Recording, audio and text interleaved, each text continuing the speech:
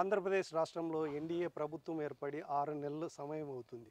అందులో ముఖ్యమంత్రి చంద్రబాబు నాయుడు మాత్రం అభివృద్ధి పైన ఉరుకులు పరుగులు పెట్టిస్తున్నారు. మంత్రులైనా లేకపోతే ఎమ్మెల్యేలైనా ప్రజాప్రతినిధులతో పాటు ఐఏఎస్, ఐపీఎస్ అధికారులకు కూడా చాలా క్లియర్ కట్‌గా చెప్తున్నారు. ప్రజలకి ఏ సమస్య రాకోకుండా ప్రజల దగ్గరే పాలన ఉండాలి అనే విధంగా మొత్తము ఆయన చురుకులు అంటిస్తున్నారు.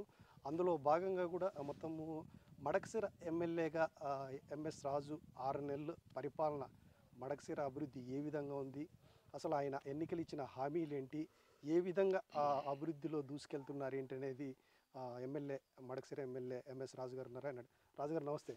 మొత్తానికి మీరు ఎమ్మెల్యేగా గెలిచి 6 నెలలైంది. ఈ 6 నెలల్లో మడకశిరలో ఎలాంటి అభివృద్ధి కార్యక్రమాలు చేస్తున్నారు? అసలు మౌలిక వసతుల మీద బాగా ఫోకస్ చేస్తున్నా అంటున్నారు. అంటే గ్రామంలోనూ అయితే వార్డులోనూ తిరిగి ప్రజల సమస్యల మీద బాగా ఫోకస్ చేస్తున్నారు. ఎలాంటి సమస్యలు వస్తున్నాయి? ఏ సమస్యలు పరిష్కరించారు ఇప్పటి వరకు? మడకశిర నియోజకవర్గంలో ఎన్నికల ముందు మేము ఏదైతే హామీలు ఇచ్చామో ప్రజలకి, ఆ హామీలు నెరవేర్చే దిశగా ప్రణాళికల్ని సిద్ధం చేయడం జరిగింది. ఎన్నికల్లో స్పష్టంగా మేము హామీలు ఇవ్వడం జరిగింది. రిజర్వాయర్లు, బైపాస్ కెనాలు, ఒక్క మార్కెట్ యార్డు, పరిశ్రమలు, రోడ్లు, ఇవి స్పష్టమైనటువంటి హామీలు ఇవ్వడం జరిగింది. ఆ దిశగా గౌరవ ముఖ్యమంత్రి గారు మడకశిరకు వచ్చినప్పుడు ఈ నియోజకవర్గంలో ఏవైతే హామీలు ఇవ్వడం జరిగిందో ఆ హామీలన్నీ గౌరవ ముఖ్యమంత్రి గారి దృష్టికి తీసుకెళ్లడం జరిగింది. అవన్నీ కూడా ఇప్పుడు బైపాస్ కెనాల్ కావచ్చు, రిజర్వాయర్లు కావచ్చు, ఇవన్నీ డిపిఆర్ వ్యవస్థలో ఉన్నాయి. ఖచ్చితంగా రేపో మాపో టెండర్కి పిలిచేటువంటి పరిస్థితి. ఒక్క మార్కెట్ యార్డుకి సంబంధించి స్థల సేకరణ అయిపోయింది, అధికారులు చూడడం జరిగింది. సెరికల్చర్ రైతుల సమస్యలు ప్రభుత్వం దృష్టికి తీసుకెళ్లడం జరిగింది. ఒక్క రైతుల సమస్యలు రైతుల దృష్టికి తీసుకెళ్లడం జరిగింది. ఈ నియోజకవర్గంలో గ్రామీణ ప్రాంతాల్లో మౌలిక వసతుల్ని పూర్తిగా ప్రక్షాళన చేసి అందరికీ మౌలిక వసతులు అందించే విధంగా ప్రణాళికలు చేయడం జరిగింది. ప్రతి గ్రామంలోనూ, ప్రతి పంచాయతీలోనూ ఈరోజు 20 లక్షల నుంచి 50 లక్షల రూపాయల సీసీ రోడ్లు, డ్రైనేజీలు వర్కులు జరుగుతూ ఉన్నాయి.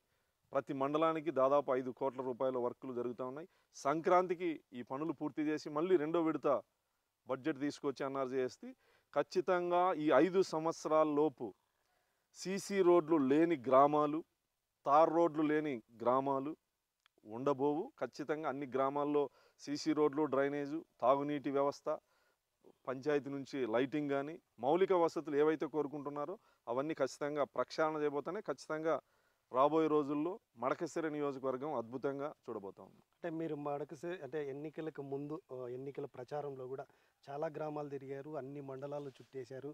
ఆ గ్రామాల్లోకి వెళ్తే ఇప్పటికి కూడా అంటే భారతదేశం స్వాతంత్రం వచ్చి 75 సంవత్సరాలైనా తాగునీరు కూడా పూర్తిగా అందని గ్రామాలు ఇంకా ఎన్నో ఉన్నాయి. వాటికే ఇప్పటికే మీరు కూడా అంటే ఎమ్మెల్యే గెలిచిన తర్వాత దాదాపు 60 బోర్లు వేయించారంటున్నారు గ్రామాల్లో. నిజంగా ఈ 5 సంవత్సరాల్లో మడకశిర నియోజకవర్గంలో తాగునీటి లేని గ్రామంగా తీర్చిదిద్దే అవకాశాలు ఏమైనా కనిపిస్తాయి? ఖచ్చితంగా. గతంలో 5 సంవత్సరాల్లో కనీసం ఒక్క బోరు కూడా వేయలేనటువంటి పరిస్థితుల్లో నిర్లక్ష్యం చేయడం జరిగింది. కూటమి ప్రభుత్వం వచ్చిన తర్వాత, మేము గెలిచిన తర్వాత దాదాపు ఇప్పటికి 60 నుంచి 70 గ్రామాల్లో బోర్లు వేయడం జరిగింది. ప్రతి బోర్లోనూ వాటరు సమృద్ధిగా రావడం జరిగింది. అక్కడ మోటారు, పైప్ లైన్లు ఇవన్నీ ఏర్పాటు చేస్తున్నాం. ఖచ్చితంగా వేసవి కాలంలో తీవ్రమైనటువంటి నీటి ఎద్దడి ఎదుర్కొనేటువంటి పరిస్థితుల నుంచి ఆ రోజుకి ఇబ్బంది పడకుండా ఈ రోజు నుంచే చర్యలు తీసుకుంటూ ఉండడం జరిగింది. అన్ని గ్రామాల్లో కూడా అత్యవసరం ఉన్న చోట బోర్లు వేయించి ఇతరత్ర ఇంకా వేరే కార్యక్రమాల నుంచి కానీ శ్రీరామ్ రెడ్డి తాగునీటి పైప్ లైన్లు కానీ ఇట్లా అన్ని రకాలుగా ఆర్డబ్ల్యూఎస్ అధికారులతో సమన్వయం చేసుకొని మంచినీటికి ప్రజలు ఎక్కడ ఇబ్బంది పడకూడదు, పడనివ్వమని ఈ సందర్భంగా మీ ద్వారా మా నియోజకవర్గ ప్రజలకు కూడా తెలియజేస్తారు. అంటే గత పాలకులు ఎన్నో సంవత్సరాల నుంచి ఈ నియోజకవర్గంలో పరిపాలిస్తున్నారు.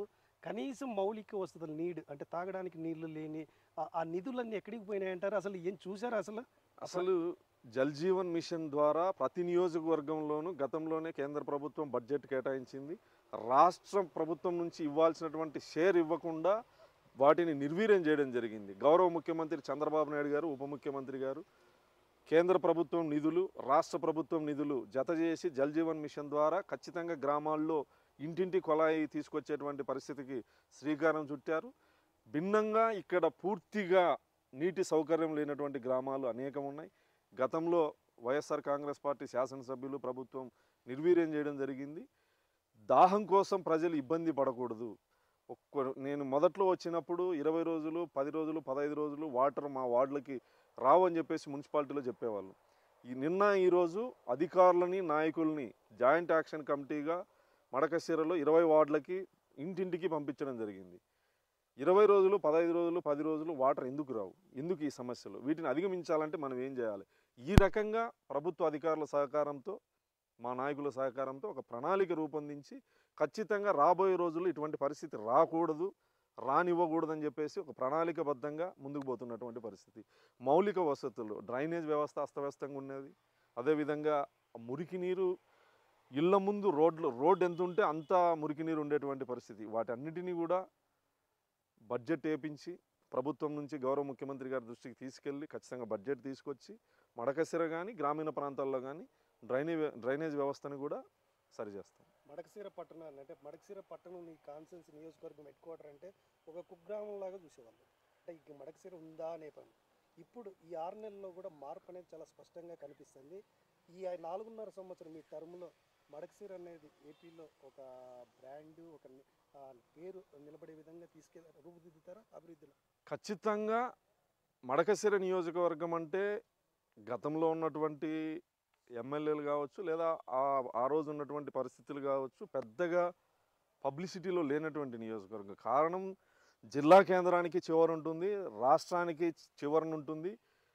ఇక్కడ ప్రజల యొక్క సాంప్రదాయాలు, ప్రజల యొక్క భాష అన్నీ భిన్నంగా ఉంటాయి. కాబట్టి ఈ నియోజకవర్గం యొక్క ఉనికి రాష్ట్ర పట్టణంలో కానీ జిల్లా పట్టణంలో కానీ ఉండదు.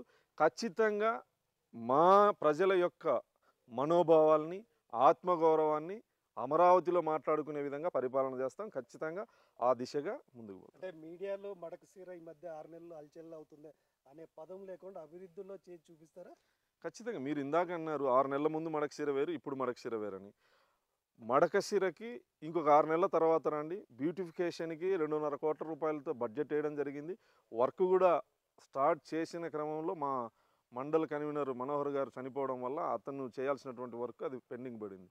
5 రోడ్లకి మడకశిర ఎంట్రన్స్ ఏదైతే ఉందో ముఖద్వారాలు, డివైడర్సు, రోడ్లు ఖచ్చితంగా ఒక అద్భుతమైనటువంటి పని చేసేటువంటి పరిస్థితి ఉంది. ఇంకొక 4-5 నెలల తర్వాత మళ్ళీ మీరు మడకశిరకు వస్తే మడకశిర ద్వారాలే మీకు స్వాగతం కలుగుతాయి. ఇంకోటి మడకశిరలో ప్రధానంగా రైతు సమస్యలు అంటే గత ప్రభుత్వం కానీ డ్రిప్ ఇరిగేషన్ కానీ స్ప్రింక్లర్ చేయడం అనేది పూర్తిగా గాలికి వదిలేసింది తెలుసు.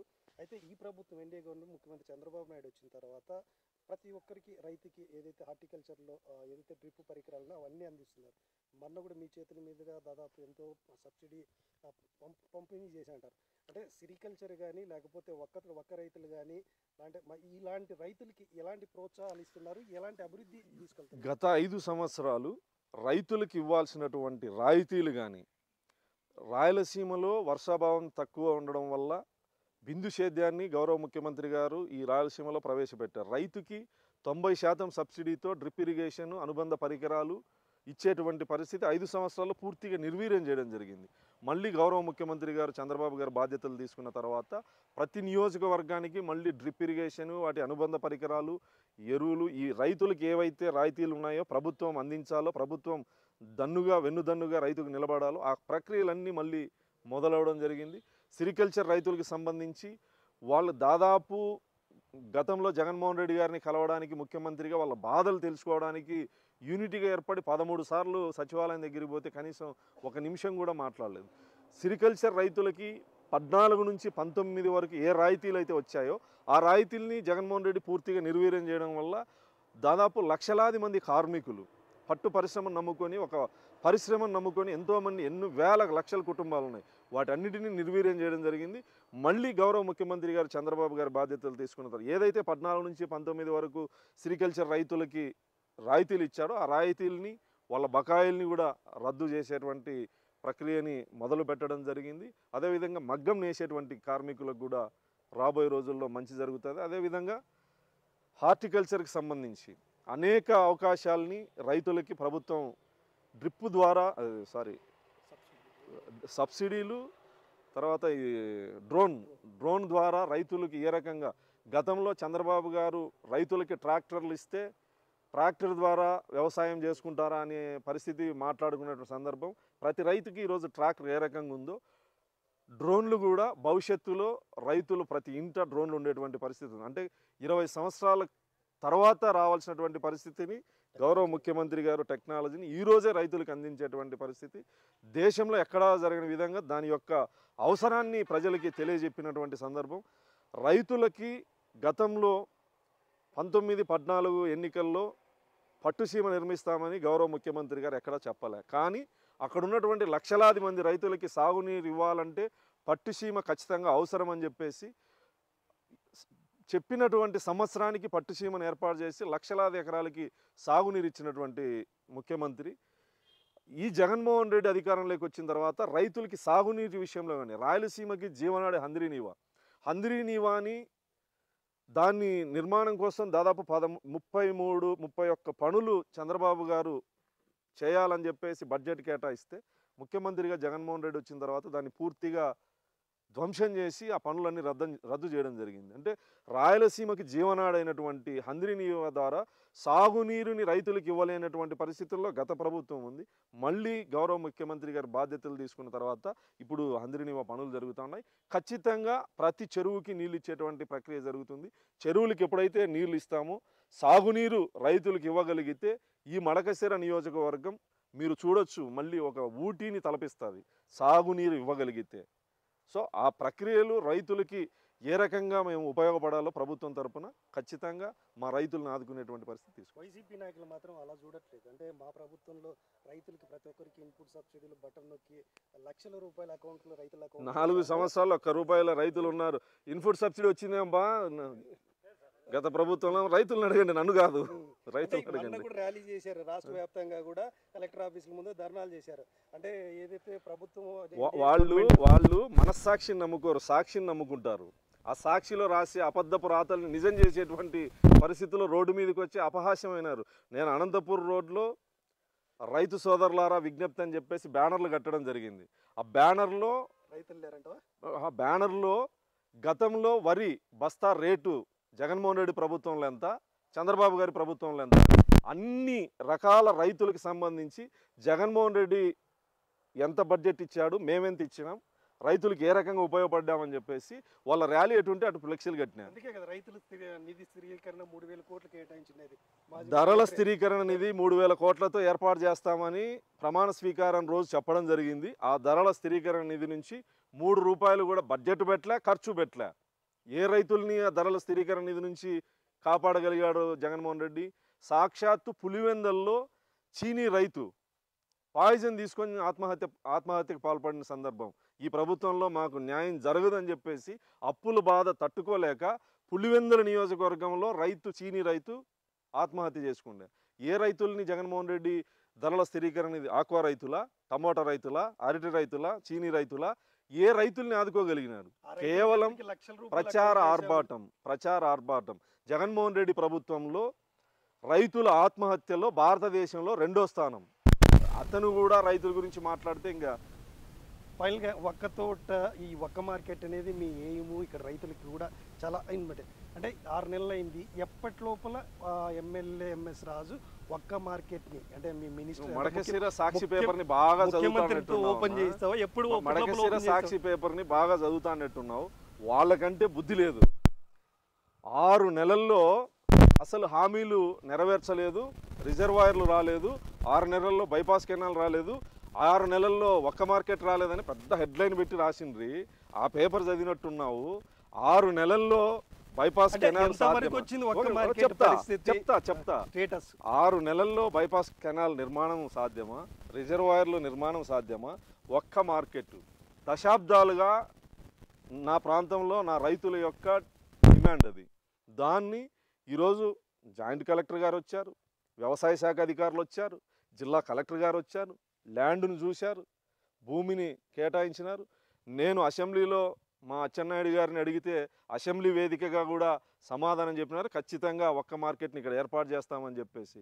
గత తెలుగుదేశం ప్రభుత్వంలోనే జరగాల్సింది ఇప్పుడు ఖచ్చితంగా జరిగి తీరుతుంది.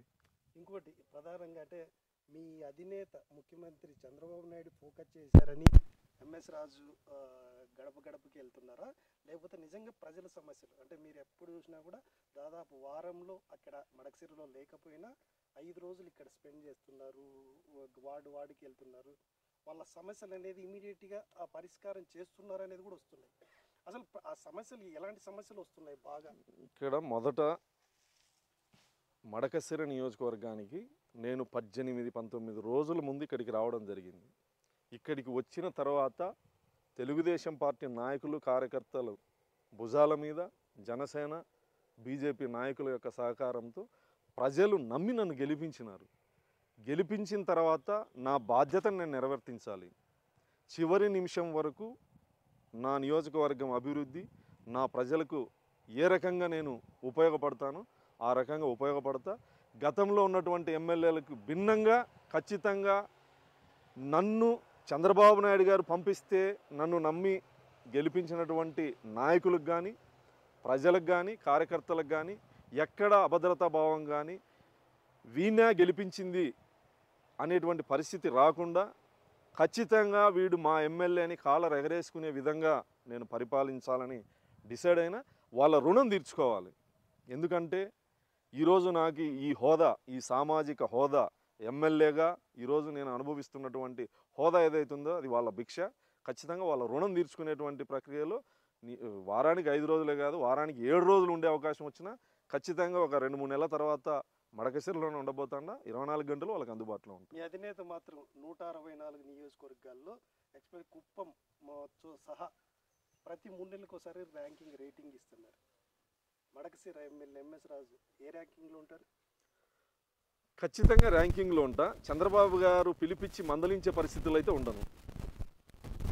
అది 1 కావచ్చు, 2 కావచ్చు, 10 కావచ్చు. కానీ ఆయన పిలిచి నీ పనితీరు అధ్వానంగా ఉంది అనే పరిస్థితి ఆ రోజు మాత్రం రానిను. ఖచ్చితంగా ఆయన నా మీద ఏ నమ్మకంతో అయితే పంపించాడో ఆ నమ్మకాన్ని వమ్ము చేయను. ప్రజలు గర్వంగా మాట్లాడుకునే విధంగా ఉంటా. నా అధినేత కూడా నేను కరెక్ట్ వ్యక్తికి నేను ఎమ్మెల్యేగా పంపించాననే పరిస్థితి తెచ్చుకుంటా. మడకశిర నియోజకవర్గంలో పరిశ్రమలు ఇటువైపే చూస్తున్నాయంటున్నారు. ఇప్పటికే ఏదైతే రక్షణ శాఖకు సంబంధించిన ఒక పరిశ్రమ ఎస్టాబ్లిష్ అయిపోతుంది, అతి త్వరలోనే ఇక్కడ ప్రారంభం అయితే పనులు. వాటితో పాటు ఇండస్ట్రియల్ గార్మెంట్స్ కానీ లేకపోతే ఇంకా ఏమన్నా టెస్లా లాంటి పరిశ్రమ కూడా ఇటు సైడ్ చూస్తున్నారన్నట్లు కూడా వార్తలు వచ్చాయి. పరిశ్రమల హబ్బుగా తీర్చిదిద్దుతారు ఈ 4.5 సంవత్సరంలో మడకశిరని? ఖచ్చితంగా. గతంలో గవర్నమెంటు తెలుగుదేశం ప్రభుత్వం హయాంలో నిర్మించబడింది. వచ్చిన గత వైసీపీ ఎమ్మెల్యే వాళ్ళని డబ్బు డిమాండ్ చేయడం వల్ల ఆ పరిశ్రమని ప్రారంభించకుండా మూతేస్తే మళ్ళీ నేను గౌరవ మా తిప్పేస్వామి అన్న, మా శ్రీనివాసమూర్తి అన్న బెంగళూరుకి పోయి ఆ యాజమాన్యంతో మాట్లాడి గతంలో వాళ్ళు డబ్బులు డిమాండ్ చేశారు కదా, మాకు డబ్బులు వద్దు, మా వాళ్ళకి ఉద్యోగాలు ఇవ్వండి, మీరు వచ్చి మళ్ళీ దాన్ని ప్రారంభించండి, ప్రభుత్వం నుంచి ఏ రకమైనటువంటి సహకారం కావాలన్నా నాది బాధ్యత అని చెప్పేసి వాళ్ళని ఒప్పించడం జరిగింది. ఈరోజు ట్రైనింగ్ మహిళలకి దాదాపు 3,000 మందికి ట్రైనింగ్ ఇస్తున్నారు. ఏ 15-20 రోజుల లోపల ఖచ్చితంగా గార్మెంట్ని ప్రారంభిస్తాం. అదేవిధంగా డిఫెన్స్ నుంచి వచ్చేటువంటి పరిశ్రమకి 1000 ఎకరాలు కేటాయించడం జరిగింది. ఆ పరిశ్రమ అక్కడ రాబోతూ ఉంది. అదేవిధంగా గాయత్రి కాలనీ అని అగలి దగ్గర ఉన్నటువంటి 3,000-4,000 ఎకరాల భూములు ఏవైతే ఉన్నాయో ఖచ్చితంగా అక్కడ కూడా పరిశ్రమలు తీసుకొస్తాం. ఇక్కడ ఈ ప్రాంతంలో పేదరికం వల్ల జీవనోపాధి కోసం కర్ణాటకకి, బెంగళూరుకి వేల కుటుంబాలు తరలిపోయాయి. ఖచ్చితంగా భవిష్యత్తులో పోయిన 40,000 మందిని వెనక్కి తీసుకురాకపోయినా ఇక్కడి నుంచి వేరే ప్రాంతానికి పోకుండా ఇక్కడే జీవనోపాధి కల్పించే విధంగా కృషి వలసలు అయితే ఆగుతాయి. అంటే మొత్తం ఏదైతే మడకశిర నియోజకవర్గంలో అంటే ఈ ఎమ్మెల్యే ఎంఎస్ రాజు మాత్రము బోర్డు మెంబర్ ఇచ్చి వచ్చిన తర్వాత మాల వేసారా, లేకపోతే ఏంటి ఈ మాల? అంటే ఫస్ట్ టైం చూస్తున్నారు ఎంఎస్ రాజు ఎమ్మెల్యేని మాలలో. ఎంతోమంది టీటీడీ చైర్మన్ కావాలని, బోర్డు మెంబర్ కావాలని ఎంతోమంది పారిశ్రామికవేత్తలు కావచ్చు, డబ్బున్నోళ్ళు కావచ్చు, దాదాపు 5-6 సార్లు ఎమ్మెల్యేని, మంత్రులైన వాళ్ళు ఒక కళ టీటీడీ బోర్డు మెంబర్ కావాలని. అడగక ముందే నా దేవుడు చంద్రబాబు నాయుడు గారు కలియుగ దేవుని దగ్గరికి పంపించినాడు. సో నాకు ఇచ్చినటువంటి బాధ్యతని నేను ఒక ప్రచార కార్యకర్తగా టీటీడీకి నేను విధులు నిర్వహించాలనే క్రమంలో భాగంగానే ఈ మాల వేసుకోవడం జరిగింది. బోర్డు మెంబర్గా కూడా ఒక ఫస్ట్ మీటింగ్ కూడా అయిపోయినట్టుంది. ఆ మీటింగ్లో అంటే ఈ 6 నెలలు మీ ప్రభుత్వం వచ్చిన తర్వాత తిరుమల కొండపైన కొంతమంది భక్తులు కూడా ట్వీట్ చేసినట్టున్నారు. అంటే చాలా మార్పులు అయితే కనిపిస్తున్నాయి. మరోసారి మేము వచ్చేసరికి మరిన్ని మార్పులు రావాలి, తిరుమల ఏడుకొండల వాడిని సంతృప్తిగా దర్శనం చేసుకుంటున్నామని నారా లోకేష్ కూడా ట్వీట్ పెట్టారు. నిజంగా ఆ విధంగా జరుగుతున్నాయా అవి అక్కడ? స్వతహాగా గౌరవ ముఖ్యమంత్రి చంద్రబాబు గారు వెంకటేశ్వర స్వామి భక్తుడు. సో టీటీడీని గతంలో ఏ రకంగా ఉందో దాన్ని వైఎస్ఆర్ కాంగ్రెస్ పార్టీ అధికారంలో ఉన్న 5 సంవత్సరాల్లో టీటీడీని భ్రష్టు పట్టించడం జరిగింది.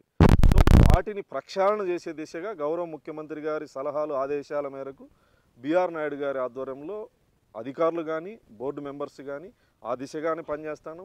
గత 6 నెలల ముందు భక్తులు ఇంకొకసారి రాకూడదనే పరిస్థితి నుంచి ఇప్పుడున్న పరిస్థితుల్లో భక్తులు మళ్ళీ రావాలనే విధంగా అక్కడ సౌకర్యాలు కావచ్చు, భోజన వసతి కావచ్చు, సామాన్య భక్తులకు కావచ్చు, ఎటువంటి సౌకర్యాలు కావాలో అవన్నీ కూడా ఏర్పాటు చేయబోతున్నాం. ఖచ్చితంగా ఈ 2 సంవత్సరాల కాల వ్యవధి ఏదైతే ఉందో టీటీడీని ప్రక్షాళన పూర్తిగా చేయబోతానో దాంట్లో అనుమానాలు లేవు. మళ్ళీ తెలంగాణ రాష్ట్ర మాజీ మంత్రి శ్రీనివాస్ గౌడ్ నిన్న కొండపైన ఎందుకు ఆ వ్యాఖ్యలు చేయాల్సి వచ్చింది అంటే ఒక వివక్షలాగా చూస్తున్నారు పక్క రాష్ట్ర ప్రజలని, పర్టికులర్గా తెలంగాణ ప్రజలని ఆయన మరోసారి ఆ సెంటిమెంట్ వ్యాఖ్యలో ఘాటుగానే విమర్శించారు. నిజంగా ఆ వివక్ష కనిపిస్తుంది తిరుమల కొండపైన.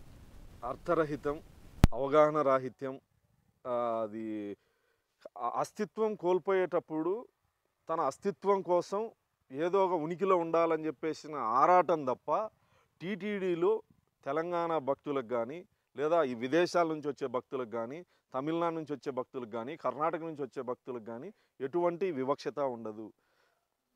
గౌరవ మాజీ మంత్రి శ్రీనివాస్ గౌడ్ గారు వాళ్ళ పార్టీ అధికారంలో లేదు, వాళ్ళ రహస్య మిత్రుడి అధికారంలో ఉన్నప్పుడు టీటీడీ భ్రష్టు పట్టింది. ఇప్పుడు టీటీడీ ఇంత ప్రక్షాళనగా ప్రశాంతంగా ఉంది అని చెప్పి చూసి ఓర్వలేక మాట్లాడినట్లు నాకు అనిపిస్తూ ఉంది.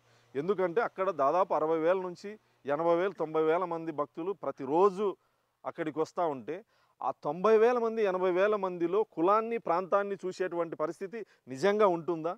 నిజంగా 1,00,000 మంది వచ్చేటువంటి ప్రవాహంలో నీ కులాన్ని కానీ నీ ప్రాంతాన్ని కానీ గమనించేటువంటి పరిస్థితి ఉంటుందా? ఆయనకి ఏ రకంగా అనిపించిందో, ఆయన అస్తిత్వం కోసం వాళ్ళ పార్టీ ఉనికి కోసం మాట్లాడినటువంటి మాటలు, తెలంగాణ భక్తులకి ఆ దేవుని నైవేద్యము లడ్డు సైజు ఏం తగ్గించి ఇవ్వము, ఆంధ్ర భక్తులకి ఆ దేవుని నైవేద్యము లడ్డు సైజు పెంచి ఇవ్వము, లేదా మా వేద పండితులు ఆశీర్వచనాల్లో తెలంగాణ అని చెప్పేసి మంత్రాలు తక్కువ చదవరు, ఆంధ్ర అని చెప్పేసి ఎక్కువ చదవరు. ప్రతి భక్తుణ్ణి, నిరుపేద భక్తుడు, సామాన్య భక్తుడు, గ్రామీణ ప్రాంతాల నుంచి వచ్చినా, అమెరికా నుంచి వచ్చినా అక్కడ భక్తులకి ఒక్కటే వ్యవస్థ ఉంటుంది తప్ప వివక్షతకి తావు లేదు. అతను శ్రీనివాస్ గౌడ్ అనే వ్యక్తి ఎందుకు మాట్లాడాడో, పవిత్రమైనటువంటి తిరుమల ఆలయంలో 2 ప్రాంతాల మధ్య విద్వేషాలు రెచ్చగొట్టే విధంగా ఎందుకు మాట్లాడాడు అనేది, ఇంకా తెలంగాణ పార్టీ ఏర్పాటు అయిందే ఆంధ్ర మీద ద్వేషంతో కూడినటువంటి పునాదుల మీద. ఇంకా 10 సంవత్సరాలు అధికారాన్ని అనుభవించి అధికారంలో ఉన్న 10 సంవత్సరాలు ఇక్కడ వివక్షత కనపల్లే, ప్రతిపక్షంలోకి వస్తానే మళ్ళీ ఆంధ్రుల మీద పడి ఏడ్చేటువంటి దౌర్భాగ్య పరిస్థితి, బుద్ధిహీనత తప్ప అతని మాటలకి అర్థరహితం.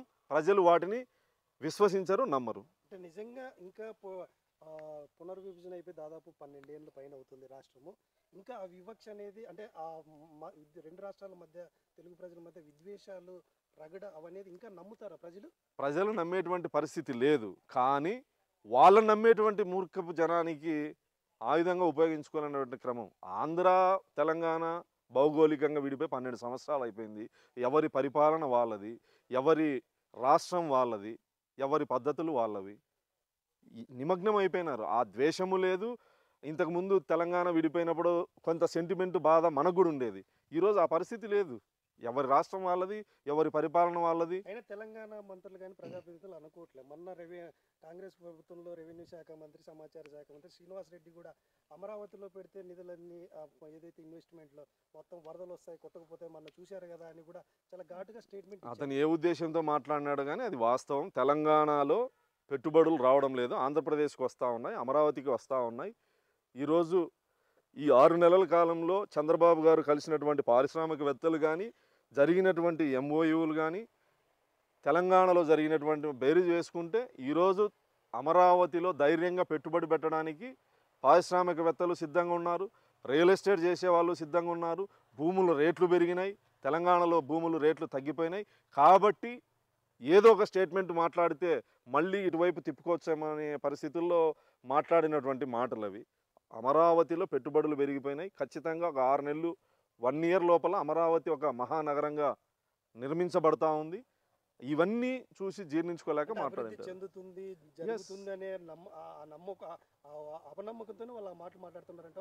అమరావతి అభివృద్ధి చెందితే తెలంగాణకు పెట్టుబడులు రావనేటువంటి అభద్రతాభావం తెలంగాణ మంత్రులకు ఉండొచ్చు. ఈరోజు జరుగుతున్నటువంటి వాస్తవం కూడా అదే.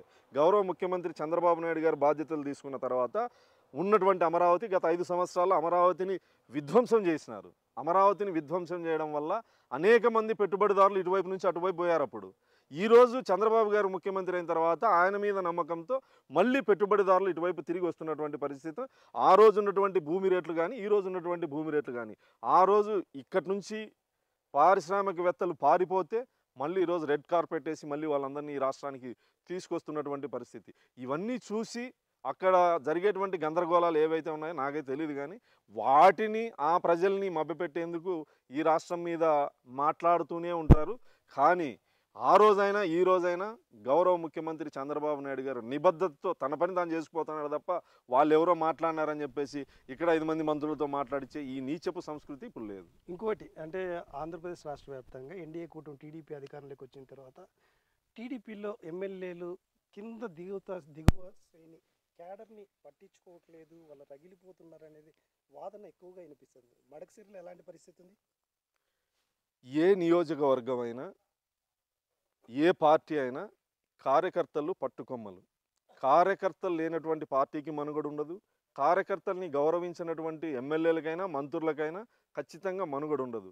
కార్యకర్తల మనోభావాల్ని గుర్తించాల్సిందే, గౌరవించాల్సిందే. కార్యకర్తలకు అన్యాయం చేసేటువంటి పరిస్థితి నాకు తెలిసి ఎక్కడా ఉండదు. తెలుగుదేశం పార్టీ కార్యకర్తలు స్వార్థం కోసమో పదవుల కోసమో ఆదాయం కోసమో తెలుగుదేశం జెండా పట్టేవాళ్ళు కాదు. కేవలం తెలుగుదేశం పార్టీ చంద్రబాబు నాయుడు గారిని ప్రేమించి అభిమానించి గత 5 సంవత్సరాల దుర్మార్గమైనటువంటి పరిపాలనలో అనేక కేసులు ఎదుర్కొని పోరాటం చేసింది తెలుగుదేశం జెండా ఎగరేయడానికి. వాళ్ళ త్యాగాల్ని ఖచ్చితంగా నాయకులు, ఎమ్మెల్యేలు కానీ ఎంపీలు కానీ మంత్రులు కానీ గుర్తించాల్సిందే, వాళ్ళకి సముచిత స్థానం ఇవ్వాల్సిందే. మడకసిరిలో మొత్తం సఖ్యతగా టీడీపీ నాయకులు కార్యకర్తలు అంతా ఉన్నారంట. ఖచ్చితంగా, దాంట్లో డౌట్ ఏం లేదు. మీరు కావాలి రహస్యంగా సర్వే చేసుకోండి. కానీ పార్టీ ముసుగులో ద్రోహం చేసిన వాళ్ళు కొంతమంది ఉంటారు. వాళ్ళ లెక్కలు సరిచేయాల్సిన బాధ్యత మా మీదే ఉంటుంది. అవి కొన్ని ఉంటాయి. పార్టీకి పనిచేసిన కార్యకర్తని భుజాల మీద పెట్టుకుంటాం. పార్టీ ముసుగులో ద్రోహం చేసిన వాళ్ళని కూడా అదే స్థాయిలో సందర్భాన్ని బట్టి. ఫైనల్గా చెప్పండి ఎమ్మెల్యే ఎంఎస్ రాజు గారు, అంటే గతంలో మీరు ఎన్నికలకి ఇంకా బిఫోర్ 10 days ముందు మహానుషులో చెప్పారు, అంటే ఈ 10-12 హామీలు సంవత్సరం లోపల పూర్తిగా ప్రక్షాళన జరిగి ముందడుగు పడుతుంది అని. 6 నెలలు ఇప్పటికి అయిపోయింది. పూర్తి చేస్తామని చెప్పలే. ఖచ్చితంగా నేను కట్టుబడి ఉన్నా. మళ్ళీ మే 4వ తారీఖు రండి, కూర్చొని మాట్లాడుకుందాం. ఏవైతే ఒక్క మార్కెట్ కావచ్చు, రిజర్వాయర్లు కావచ్చు, పరిశ్రమలు కావచ్చు, బైపాస్ కెనాల్ కావచ్చు, ఇచ్చినటువంటి 10-12 హామీలు మడకసిర మేనిఫెస్టో అని చెప్పేసి కరపత్రాలు పంచడం జరిగింది. వాటి డిమాండ్లు ఏవైతే ఉన్నాయో, మేము ఇచ్చిన హామీలు ఏవైతే ఉన్నాయో అవి కార్యరూపం దాలుస్తాయని చెప్పా. 29 లోపల ప్రశ్నించడానికి అవకాశమే లేదంటారు. 5 సంవత్సరాల్లో ఖచ్చితంగా చేస్తాం, చేసే మళ్ళీ గెలుస్తాం. ఇది అంటే ఎంఎస్ రాజు మాత్రం చాలా స్పష్టంగా చెప్తున్నారు. అయితే 6 నెలల పరిపాలన అనేది ఏ విధంగా ఉందో నేను చేసి చూపిస్తున్నాను. ఖచ్చితంగా ఎన్నికలకు ఏదైతే మా మేనిఫెస్టో అంటే లోకల్ మేనిఫెస్టో ఏదైతే 12 హామీలు ఇచ్చానో అవి ఖచ్చితంగా 2029 ఎన్నికల బిఫోరే అవన్నీ అమలు చేసి అయితే మడకసిరి నియోజకవర్గాన్ని సస్యశ్యామలంగా చేసి అభివృద్ధి అనేది ఆంధ్రప్రదేశ్ పట్టణంలో నెంబర్ 1 నియోజకవర్గాన్ని తీర్చిదిద్దడమే నా లక్ష్యము. ఖచ్చితంగా ఎన్ని నిందులేసినా లేకపోతే ఏమి అనున్నా కూడా ప్రభుత్వం మా అధినేత ముఖ్యమంత్రి చంద్రబాబు నాయుడు నుంచి అదేవిధంగా నిధులు తీసుకొచ్చి ఇక్కడ మొత్తం బడుగు బలహీన వర్గాలతో పాటు ప్రతి రైతన్నల్ని అందరినీ కూడా ఆదుకోవడమే లక్ష్యంగా నేను ముందుకు వెళ్తున్నాను. ఇప్పటికే ఆయన పాలన చూస్తే కూడా మొత్తం ఏదైతే ప్రజల్లోకి వెళుతున్నారు, అయితే ప్రజలతో మమేకం అవుతున్నారు, అదేవిధంగా క్యాడర్ను కూడా ఒక పక్క కలిసిమెలిసి క్యాడర్తో నడుస్తున్నారు. ఖచ్చితంగా ఆయన అయితే మడకసిర నియోజకవర్గం ఎమ్మెల్యేగా ప్రూవ్ చేసుకుంటానని చాలా కాన్ఫిడెన్స్గా చెప్తున్నారు. 6 నెలల పరిపాలనలో మాత్రం దాదాపు 164 నియోజకవర్గాల్లో నెంబర్ 1 ఉండే విధంగా కూడా చెప్పుకునే విధంగా ఆయన పరిపాలన అయితే కొనసాగుతుంది. మరి రాబోయే కాలంలో మడకసిర నియోజకవర్గానికి ఏ విధంగా నిధులు తీసుకొస్తారు, ఏ విధంగా అభివృద్ధి చేస్తారు, ప్రజలకు ఎలాంటి ప్రతిఫలాలు అందిస్తారనేది మరో 4.5 సంవత్సరం వెయిట్ చేసి కానీ చెప్పలేము. మొత్తానికైతే మడకసిర నియోజకవర్గం ఎమ్మెల్యే ఎంఎస్ రాజు మాత్రం అభివృద్ధిలో దూసుకు వెళ్తున్నారనేది ప్రచారం జరుగుతుంది, ప్రచారం కాదు నిజంగా చేసి చూపిస్తున్నారు అంటున్నారు. మళ్ళీ ఆ విధంగా ముందుకు సాగాలని ఆయన పరిపాలన 6 నెలల పరిపాలన మహాన్ ఎక్స్క్లూజివ్ ఇంటర్వ్యూ చెప్పొచ్చు.